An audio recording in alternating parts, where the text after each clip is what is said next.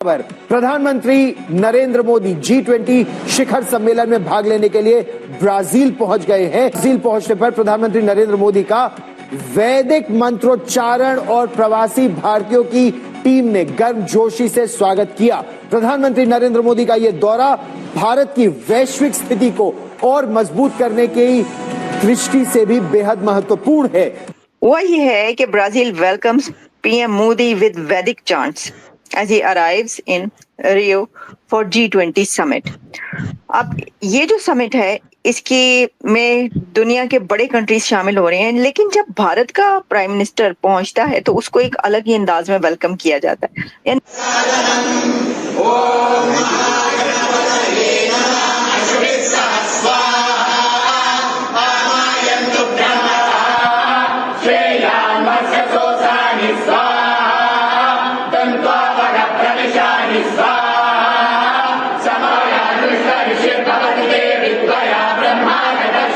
जो फिर मुल्की ओवरऑल जो देखें अब how to measure power of state, अगर स्टेट की पावर मेजर करनी हो तो क्या इंडिकेटर्स होते हैं। ठीक है, दुनिया में डिफरेंट स्टेट्स हैं और उनकी पावर कैसे मेजर होती है। Sometimes the power gets measured with your geography, people, economy, आपकी सिविलाइजेशन को अगर देखा जाए, हिस्ट्री सिविलाइजेशन को देखा जाए, कल्चर को देखा जाए, इन चीजों को देखा जाए तो पता चलता है कि आप क्या कितने पावरफुल हैं आप। और वो ये काम हुआ है कि जब वो ब्राजील पहुंचे हैं ना मोदी साहब, तो उनको वैदिक चांट्स के जरिए जो है वो रिसीव किया गया। अब मैंने कहा अच्छा ये क्या हुआ है ब्राजील में वैदिक चांट्स कैसे, तो वो मैं आपको बताती हूँ हुआ क्या। हाँ, बल्कि अब बताती हूँ बल्कि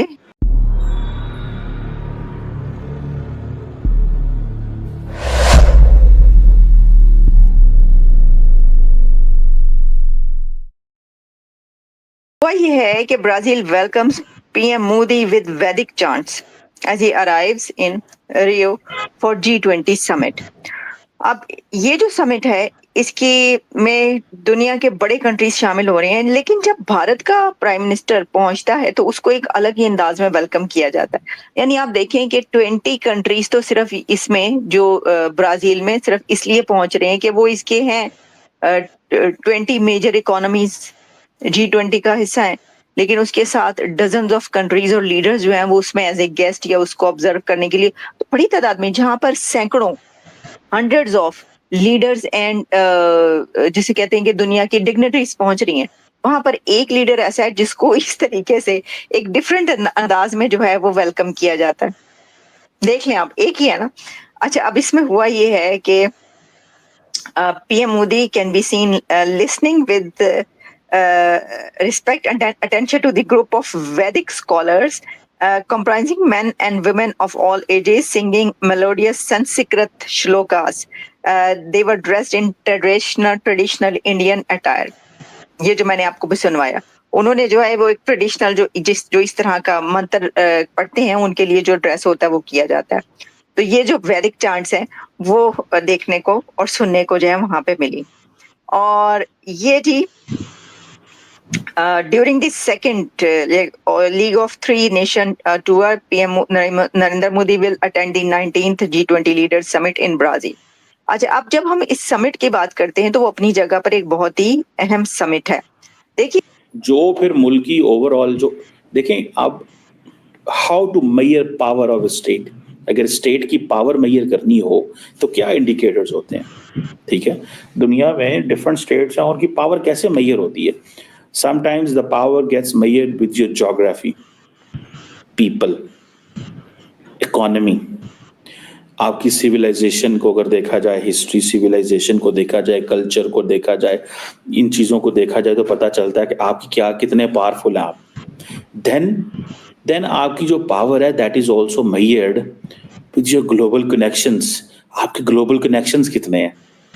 ठीक है, आपके जो ग्लोबल कनेक्शंस हैं वहां से पता चलता है।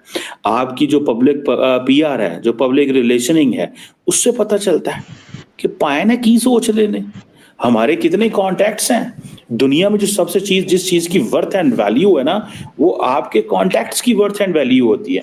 इधर मेरे पास पीछे एक बुक पड़ी हुई है, if I can show you, वो बड़ी अच्छी बुक है दैट टॉक्स अबाउट पावर।